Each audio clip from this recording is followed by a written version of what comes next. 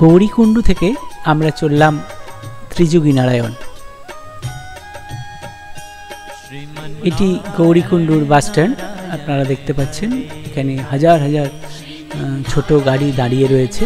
তারা সবাই কেদারনাথের উদ্দেশ্যে গেছেন। এখান থেকেই কেদারনাথের হাঁটা রাস্তাঘাট শুরু হয়। উত্তরাখণ্ডের রুদ্রপ্রয়াগ জেলায় ত্রিযুগী নারায়ণ গ্রামে অবস্থিত একটি প্রাচীন হিন্দু মন্দির। মন্দিরটি দেবতা বিষ্ণুর উদ্দেশ্যে নিবেদিত। এই স্থানে বিষ্ণু সাক্ষী হয়ে দেবী পার্বতীর সঙ্গে শিবের বিবাহ দেন।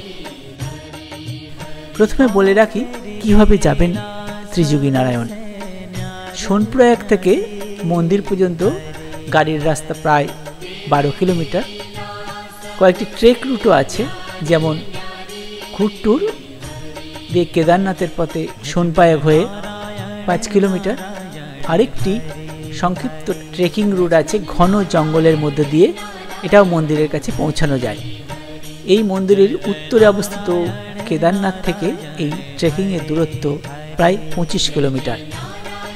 ঘুরটুর সোনপ্রয়াগ থেকে মাত্র 12 কিলোমিটার দূরে, যা হরিদ্বার এবং গাড়োয়াল এবং কুমায়ুন পাহাড়ের অন্যান্য যে গুরুত্বপূর্ণ হিল স্টেশনগুলি সড়কপথে এর সঙ্গে সংযুক্তকরণ আছে। নিকটবর্তী বিমানবন্দর হলো দেহরাদুন। ঋষিকেশ হলো নিকটতম রেলওয়ে স্টেশন। ত্রিযুগী নারায়ণ মন্দিরটি স্থাপত্য শৈলীতে কেদারনাথ মন্দিরের সাথে অনেকটি মিল পাওয়া যায়। এটি আদি শঙ্করাচার্য দ্বারা নির্মিত হয়েছে বলে মনে করা হয়। আদি শঙ্করাচার্য উত্তরাখণ্ড অঞ্চলে বহু মন্দির নির্মাণ করেন, তার মধ্যে এটিও একটি। এটি একটি জনপ্রিয় হিন্দু তীর্থস্থানও। এই মন্দিরের একটি বিশেষ বৈশিষ্ট্য হল একটি চিরস্থায়ী আগুন, যা মন্দিরের সামনে জ্বলে। শিব এবং পার্বতীর সেই ঐশ্বরিক বিয়ের সেই সময় থেকেই এই শিখা জ্বলে বলে বিশ্বাস করা হয়। তাই মন্দিরটি অখণ্ড ধুনি মন্দির নামেও পরিচিত। মন্দিরটিতে দেবতা বিষ্ণুর নারায়ণের একটি রৌপ্য 2 ফুট মূর্তি আছে, যার সঙ্গে রয়েছে ধনীর দেবী লক্ষ্মী এবং সঙ্গীত ও শিক্ষার দেবী সরস্বতী। এই স্থানে এসে অনেকে বিবাহ করেন বা নবপরিণয় যুগলরাও এই স্থানে এসে তাদের আগামী জীবনে, মূলত এখানে স্বামী স্ত্রীরা একত্রে এসে তাদের প্রার্থনা জানান এবং হিন্দু মাইথোলজি অনুসারে যে স্বামী স্ত্রীর 7 জন্মের যে সম্পর্ক, সেটি অখণ্ড রাখার প্রার্থনাও তারা করেন। ত্রিযুগী নারায়ণ শব্দটি 3টি শব্দের সমন্বয়ে গঠিত। ত্রি অর্থাৎ 3টি, যুগী অর্থাৎ সময়কালকে নির্দেশ করে, যুগ, এবং নারায়ণ বিষ্ণুর আর একটি নাম।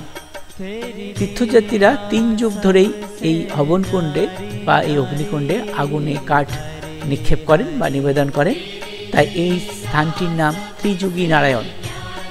হিন্দু দর্শনে যুগ হলো 4 যুগের একটি চক্রের মধ্যে একটি যুগ। এই 4টি যুগ হচ্ছে সত্যযুগ, ত্রেতাযুগ, দ্বাপর যুগ এবং বর্তমানে যেটা চলছে কলিযুগ।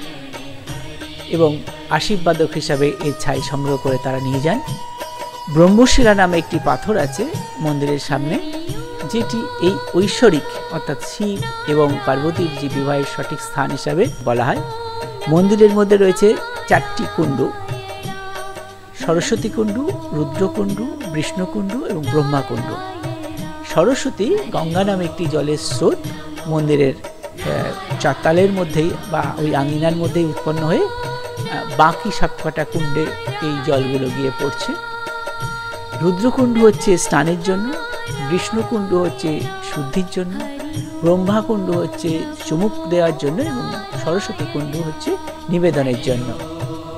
অসাধারণ প্রাকৃতিক পরিবেশ ও ভক্তির আবহে এখানে 2-1 দিন থেকে যেতে ভালোই লাগবে।